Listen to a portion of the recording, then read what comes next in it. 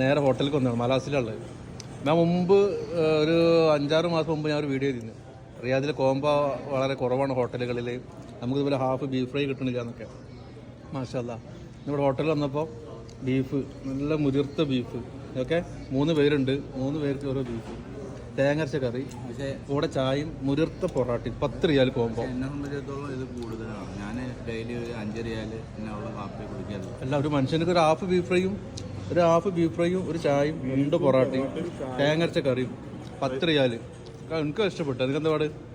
അപ്പോൾ ഞാനെന്നാ വീഡിയോ ചെയ്തപ്പോൾ ഷിഫയിൽ അതുപോലെ തന്നെ പല സ്ഥലങ്ങളിൽ പോയിട്ടുണ്ടായിരുന്നു. 1-2 ഹോട്ടലൊക്കെ വിളിച്ചിട്ടുണ്ടായിരുന്നു ഇവിടെ തുടങ്ങിയിട്ടാന്ന് പറഞ്ഞിട്ട്. അപ്പോൾ വീണ്ടും റിയാദിൽ വീണ്ടും കോമ്പോയുടെ വസന്തകാലം വന്നിട്ടുണ്ട് കേട്ടോ. രാവിലെ ആർക്കെങ്കിലും ബീഫ് ഫ്രൈയും പൊറാട്ടയും ചായയും വേണമെന്നുണ്ടെങ്കിൽ മലാസിൽ വന്നാൽ മതി. എന്താ നിങ്ങൾക്ക് ഇഷ്ടപ്പെട്ടില്ലേ? ബീഫ് എങ്ങനെ ഉണ്ട്? എന്താ ഇവിടെ എനിക്ക് കറി സൂപ്പറല്ലേ?